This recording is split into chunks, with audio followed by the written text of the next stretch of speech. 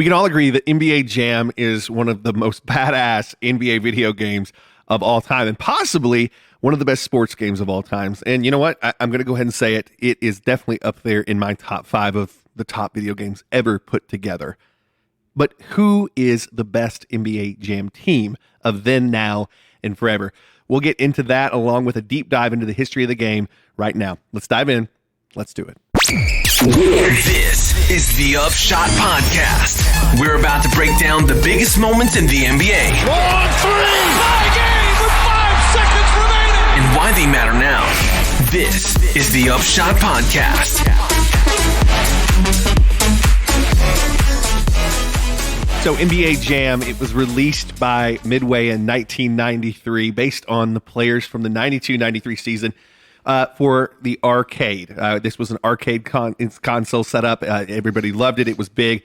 And then, of course, from there, we hit the actual consoles using the rosters from the 93-94 season. Today, I'm hanging out with Nick Atkins, Marshall Robertson, and Joe Baltz. Heyo. And we're going to be talking about NBA Jam. Boom shakalaka. He's on fire. He's on fire. So, getting into this, there's a lot of really interesting things about this game that came out. And I think, there's no way that we can talk about this game without getting into, who was playing, who were the big players on this, what the setup was, and, kind of how this all came together. So to start out, let's just sort of lay out what this game was basically about. This was sort of a two-player thing. It was a two-player thing. We had a setup of, you didn't have a 5-on-5 sort of thing. And games up to this point were very much more serious. Any basketball game that you had was a very much a serious sort of thing. It was 5-on-5, not particularly well done, but this is where I feel like sports games were taking themselves a little too seriously. NBA Jam comes along, and it was like it sort of fit into the silliness of what we wanted our NBA stars to sort of look like. And so we get into this, and 93, we have the players on the arcade version, 92-93 season, hits the consoles pretty much right away because it's a smash in the arcades. And we'll get into, in just a second what we're talking about as a smash into the arcade. But we get into the 93-94 season, hits the consoles, and this is, I remember sitting down at my Sega and playing this game. Sega. Yeah. And being absolutely blown away. One of the big things, though, is right around that time, the biggest player in the world, literally the biggest player in the world, he's, in the middle of, recording a movie. But one of the biggest players in the world is not a part of this game. There is no Michael Jordan in this game. And one would think to have a video game that is based on the NBA around this time, that you're really going to be missing out on Jordan. But it's not the case at all. And it's almost better because of it. Like it's like it would have been a cheat code if you had Jordan, right? Like it's just like you don't kind of need leveled the playing field. It really did. Absolutely. Yeah, and so we get into the arcade version of this game, and around this time, arcades are huge, by the way. Right now, arcades are starting to see a little bit of a resurgence because of this nostalgia of us, because we are the generation that has money to spend now. Yep. And so we're going back to things we We want. buy the actual arcade now. Yeah, right. Like, this is cool. This is my childhood. This huge box in my living room. Right, and now we're sort of hitting the place where, barcades and places where you can go have a drink and play arcade stuff, but it's literally because of what happened here. And, we're talking NBA Jam in the arcades. We're talking Mortal Kombat. Oh, yeah. These are the monsters that built arcades for us. Before then you have, Pac-Man, you have, pinball machines. Galaga, all those things. But really our generation, if you're anywhere between the ages of 33 to 45, this is kind of what you expected when you went to the skating rink or you went to an actual arcade and you're playing Mortal Kombat, you're playing NBA Jam. And this one was interesting because it was actually, as a kid, this was an expensive one to play. This was not a quarter. That we're talking, this was like $1 or $2, to actually get. Which was big money back then. Yeah. And so, you had to sort of be a big NBA Jam fan. And so if you see this in the arcade and you're playing it, you love it because this is, as I said, this is basketball in a way we've not seen a video game for basketball. So on top of this, like I said, when it hits the consoles, I think everybody's excited because they get to play this game but not have to spend all the money. You spend once and you're there. But interesting fact that Nick had about this game and what it actually generated in quarters blows me away. $1 billion. which is unbelievable. Which is insane. Oh my god! And I think we get a little jaded to this because right now we're in sort of the entertainment age for us, where like movies come out, and of course it's got to be a big movie, it's got to be a big video game. But you have like the likes of Grand Theft Auto that come out, and it generates recently $1 billion in a very short amount of time, and that becomes it. But we're talking 92, 93. And we're talking quarters. Yes. $1 billion You can't put in it quarters. The machines literally don't have the function to accept $1. Amazing. You've got to put it in change. And so that blows you away. That sort of tells you how popular this thing was when it hit the arcade, and sort of it catches the wave of the arcade. But what really makes this game stand out, as we said, it's the 2-on-2 nature of it. That's different. It's the silliness. These players can do things that normal basketball you can't do. Right. But let's talk about that. Special features of the game, and let's just go sort of around the horn, some of the big parts of this. I mean, I think number one, it's got to be the exaggerated nature of the play, right? Like, so these guys could literally jump almost off the screen, it felt like. They were jumping so high. They had these sick dunks. They're doing like triple aerial backflips, double gainers. Shout out to Nard Dog. Triple gainer. And I mean, they're doing these sick dunks. There's no fouls. There's no free throws. There is goaltending. That's like the only rule of the game. Like, don't you goaltend. Don't goaltend. Right. Whatever you do, don't do that. And then you had the on fire feature. So you hit one shot, and then you hit the second one. So he's heating up, and then you're on fire if you hit the third in a row. This changed to this day. This is part of my vernacular. Absolutely. Right? Yeah. He's heating up. He's heating up. He's on fire. And that's the thing. You hit 3 baskets in a row, you're on fire, and pretty much for what was it, the next 3 or 6 baskets, you're hitting everything you shoot. Yeah, everything. You can't miss. You can't miss. Literally from the other end of the court, you could throw it up and it's going in. Yeah, and so this is great. So, you have to be fairly skilled to hit those 3 baskets in a row, but once you do, the next several baskets, it's over. And this is one of the things, and the ball actually catches fire when that player is touching it. Yeah. And it's a feature that we've never seen. And so the level of creativity in this game is very so big. Advanced. Yeah. And it's one of those things that like we've not really seen anything like this. So other big things here. Well, I think in this era of video games, we're definitely talking more arcade stuff. We're talking Street Fighter, Mortal Kombat, and what it was brilliant at doing was borrowing. When I think of Mortal Kombat, I'm thinking Sonic Boom, things like that. And what they did with the catchphrases was brilliant because we're still using them today. We just talked about he's on fire, boom shakalaka. Yeah. I mean, and the fact was that it wasn't like John Madden football. It wasn't a guy that was sitting there announcing the game. I don't quote John Madden from John Madden football all that much, even though I find it hilarious. The turducken. I still quote this. Every time we play hoops, every time we watch hoops, and it really, really stuck into the zeitgeist. Yeah. Well, and the big thing for me was you play this game, it's amazing, and like I said, you've got all these exaggerated things. You've got the the stuff that just blows you away because you can't do this in real life. You've got real players though. These are not. This was the big sticking point. You have real players that you could identify with that can now do these things. Well, and that was the first time too. Like that was the first game to feature NBA players in their real likenesses, which is amazing. It doesn't work without that. It does. Don't play the game without I think that. them taking it down to two guys on each team really less was more, because for one, the game, because they're still playing full court, which I love, by the way. The technology of the games themselves weren't far enough to really have the likeness and to also to have the players do actual game stuff. Like they can't be playing around what you're doing. Right. So a 2-on-2 game's easier to simulate. Absolutely. So it made it more real. Well, you love the game, you get into it, and I remember the first 2 months that I'm playing this game, I'm just playing the game. And I'm getting, what the buttons do, and I'm getting trying to get good. You're playing through a season, you're trying to do the things. And then all of a sudden, this is the era, and I don't know if you guys had this as like big as I did in terms of like what this meant to me, but you get these magazines that are very much dedicated to all the things you can do in a video game that you're not. That's where you got the cheat codes and stuff like that, right? Yeah, that's the gamer guide. And so you show up, and I just want you to picture young Ben going to the mall and going through the mall, and we have all these things that your parents want to do, but then you go to the video game store and you see all these things, or it's the music store, which is like a Sam Goody or something like that, and you Babbage's. show up, or a Babbage's, man. Ooh, so good. How about that pull? And you go in, and there's these guys, and I remember there was this one particular one. I've actually got to find it because maybe I just made this up in my head, but there's this one, and it was all NBA Jam. Yep, cover the whole thing, and then you go in and you open this up, and it's literally everybody that you can cheat code to set up. And so a big part of this was you could activate people that weren't the core players to go in. And so some of the ones that are on the list, we've got, President Bill Clinton at the time. Insane. That's I insane. mean, Al Gore was on there. Tipper Gore. You could play as Tipper Gore in NBA Jam. That'd blow your mind. I love it. So Absolutely amazing. So, and you've got people like the Beastie Boys because Yeah. the creators of this game were actually rumored to be huge Beastie Boys fans. That's right. I remember reading And that. so, Yeah. interesting things that you start pull out. But anybody that was a big, pop culture icon at this point somehow made their way into this game. And so what is really interesting about this is that, but also we have a lot of extra codes. You could enter a code that you're always on fire. You could enter a code where the floors became slippery.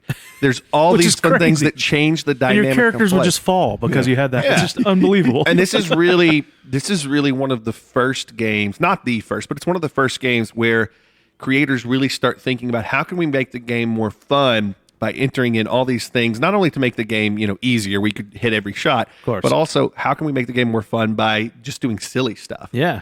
And, I remember this is the age right around, like there was a Jurassic Park game that came out a couple years later where they did this exact thing and they had a debug mode that you could play things. And so this was a very big thing for the time. And we'd never really seen anything quite like this. So, Well, and it's huge too because it spawned like several sequels, and it's not just even in the basketball world. You had the tournament editions of NBA Jam, but you also had a college version that was College Slam, Right. And then you think of football. You remember the game NFL Blitz? oh, I love Blitz. When that came out, I remember just my mind being blown. Like these guys are literally power bombing each other They on would. the football They field. would. They'd It Kevin was Nash so them. freaking awesome. But these were all derivatives of NBA Jam, so it started with them and it grew from there. Yep. It was really big. And like I said, what I really loved about all this and what I think we all at this time is I feel like I got to know players better. Sure. Even though they couldn't do some of the things, I got to know players better. So we loved it because of the teams. Yep. The teams were the big things. It was,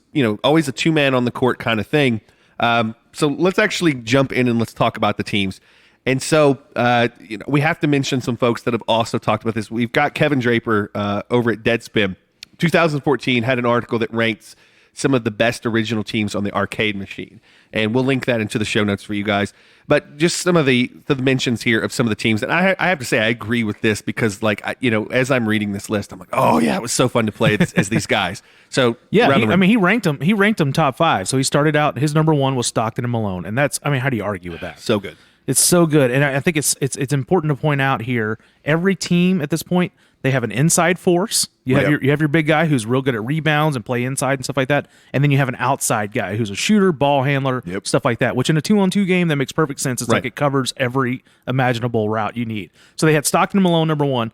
Their number 2 team was the Phoenix Suns with Charles Barkley and Dan Marley. By the way, Thunder Dan have you guys Marley. ever been to a Marley's in Phoenix? Oh, is it owned by him? Anybody really? ever been to a Marley's? No. I had somebody. I was out in Phoenix a little bit ago, and someone said, "Hey, let's go out and meet." It was a good friend. It was my friend Tim, who's a photographer out there. And he's like, "Let's come out and let's have some drinks. Let's have something to eat." And I was like, "What is Majerle's?" What's Jan I Marley? love it. That's a weird name for a place. And then Old I'm sitting, Thunder Dan. I'm sitting there and I'm looking on the walls, and I'm like, "That's Dan Marley could ball. Marley." Dude, he was so good. Marley could ball. Listen, apparently Marley has quite the business after. Oh my gosh, good that's for Dan awesome. Marley. So they were the number 2 team. Number 3 team was the Houston Rockets. You had Akeem the Dream and Kenny Smith. So fun. obviously inside outside, you're seeing it that. on every I one love of these that team. pairs. I love that You team. got the Spurs with David Robinson and Sean Elliott. Yes, please. Sean Elliott was so money from outside. Yeah, those Spurs were. And that was Joe's favorite team as a Yes, kid. yes. They were so good. And then you had the Warriors. And you forget about this team. I but totally you got- forget about You got this. Tim Hardaway with the killer crossover, and then Chris Mullen, who was also money from outside. lefty. It's weird because they didn't really have an inside threat. Mullen was a good rebounder and stuff like that, but Yeah. they didn't have like a Thunder guy down low. But Mullen was so good. That's why they're It's such a 5 on good the team. list. That's right. Well, and that's the thing. You're right. I do forget about the Warriors before the Warriors we know now. Exactly. But they were around. They were They a franchise. existed. yes, they absolutely were. And so, really interesting to get into that and the players that we've got there. Another interesting rating because, like I said, I get really interested in like what is other people's experiences with this game. And so we have Sam Haas over at Number Fire in 2015. Did a breakdown, and he had a whole scoring system. It was sick. I mean, they Talk about this, literally yeah. built this whole scoring system based on their attributes. So if you remember, you're reading their player profiles. So Akeem the Dream would be like he'd be 9 out of 10 on a rebounding scale, but from 3 he'd be 4 out of 10, Right. or something like that. So you got a score out of 10 and everything. So they literally did this scoring system and ranked their teams. Joe, what was the ranking of their teams? So yeah, we get into we've got the Jazz. Number 1, you got Stockton and Malone at the top of the so list. he agrees with the other one. Yeah, I mean, right. Stockton Malone was the team. It's the same, They yeah. were the team. Number 2, you got the Cavs with Price and Daugherty. Oh, Brad Daugherty. Forgot about him. He was a rebounding machine. Do you remember him? He really was. He really was. And, He was so doesn't good. get a lot of play now. And Mark Price, that dude could not miss a three. No. It He was was amazing. so good. Cavs had a team before LeBron been. just Oh in my case you didn't gosh. know. They did. All these teams existed They were before the around. last No, 5 they were years. around. Did they were really? weird. Okay.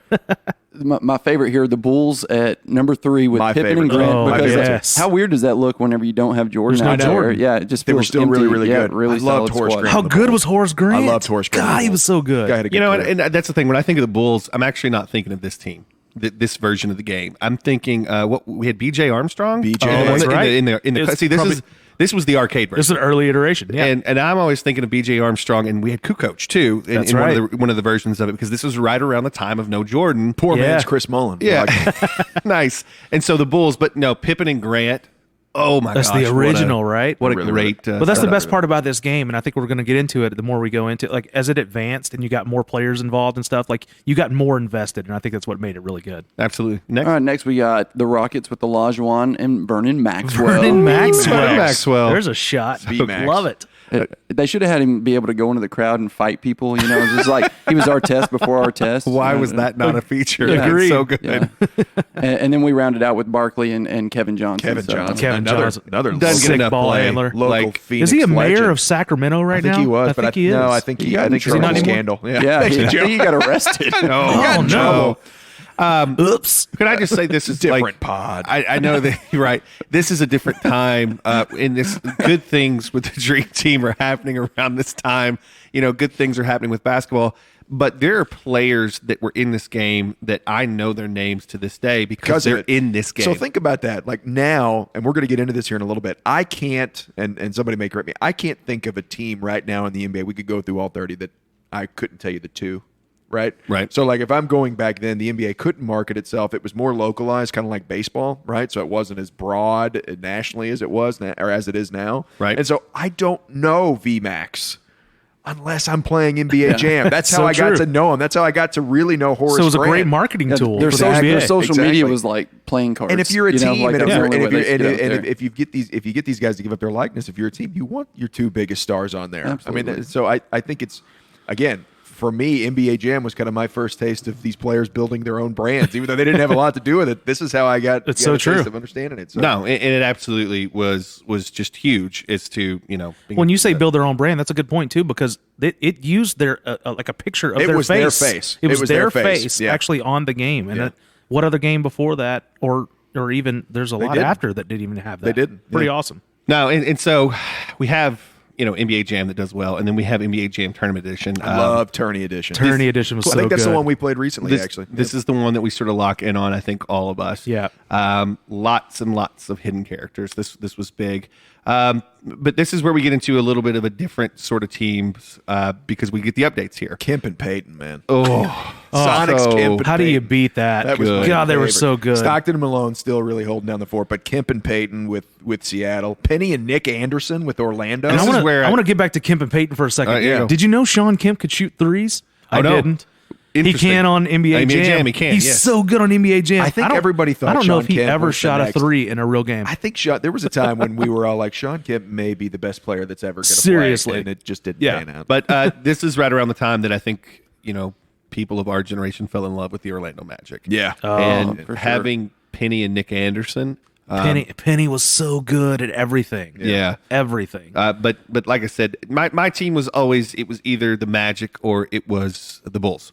Yeah. And you know, I was a corner shooter with BJ That's because you're a Armstrong. Horace Grant guy. You always have been. Yeah, You just I follow love that man wherever he goes. I love the Grant. I will Corner follow three. him to hell. That's You right. know, so You know who my team was? Joe knows this. The Charlotte Hornets. oh, I do remember that actually. Muggsy LJ. Bogues, Larry Johnson, and Alonzo Mourning. You could trade them out. This is okay. So tournament edition was the time where you could switch another guy in. So, No, they, no, so they yes, technically right. had three guys. We did on have a their better, team. or like an extended So, lineup. so here. their three was Muggsy, LJ, and Alonzo, That's and awesome. I love that team so much. Larry Johnson was literally probably my favorite player of my childhood. He was just so freaking good, and on this game they were so good. That was solid. It was How solid. much less flair can you have than like when I'm looking at Stockton, Malone, and Ewing and Starks? Like whoever picks those, you know, like when you're playing with your buddies, like those. Yeah. That's a It's not squad that was sexy. never on there. If I may, though, I loved, as you're playing actual games and trying to beat teams in the computer, you're going against the computer. I loved playing Ewing and Starks because it felt like you're the Bulls. Yeah. Like it didn't matter what your team was, but Ewing and Starks beating them was so satisfying. You were talking trash to John Starks. I weren't you? hated John Starks so much. Starks went 2 for 18 against you in the championship. But you know Brutal. what? Starks was a beast. Like I loved that guy as an actual player. Agreed. But I wanted to beat him, and he was so good for the game, and even in this game, it was a big part. How about the Miami Heat too? Do you remember? You had Harold Miner, Baby Jordan, Baby Jordan with Glenn Rice, champion. with Glenn Rice, who was you couldn't stop him from Early three. Glenn. No, Early couldn't Glenn. stop him. That's right. Such That's a right. good team. He's on fire. It was amazing. And so, getting into this now, I think the conversation that I want to have is if I build NBA Jam today and I have my choice of legacy teams, duos, things that we can put together, who are some of the best NBA Jam teams that you can put on the floor? And what do you guys think? Are we talking about from the period where it stopped to now? I think from the time the game starts up to right now today, Sure. what are the two people you put on the floor that you're just like pumped? This is so much fun. I mean, I already mentioned it from the tournament edition. I love the Charlotte Hornets, but from the original one, I love the Suns. I love playing with Barkley and Dan Marley. Yeah. Dan Marley was so good from three. Like if you didn't have a hand in his face, he was going to make it. I love the Suns at that point. Yeah, I'm with you. I was a Suns guy too. Yeah, I'm a Kobe Shaq. Well, I'm a Lakers guy. So You're talking about if we were going to do it in the interim period, right? Of like if NBA Jam was continued to make, would there have been a better duo than Kobe Shaq?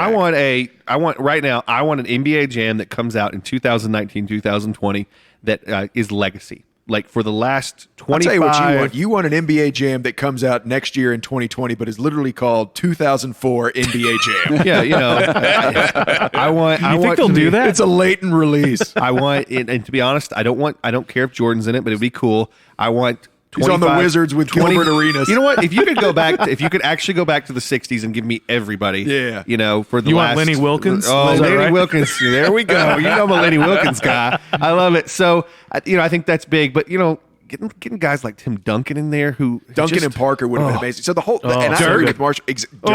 Dirk, Steve Nash. Dirk and Steve Nash and Dirk. So good. Who Dirk beats and that Nash. team? See, I think the important thing when got you're doing about these 7 of them rankings here. is you're looking at 1 and 4s, essentially centers, power forwards, and ones, and that's where the best teams come from. And so, like thinking about Duncan and Parker, Kobe and Shaq would have been insane. I think that if there would have been an NBA Jam version of those, I think they probably would have gave Stockton and Malone a run for their money.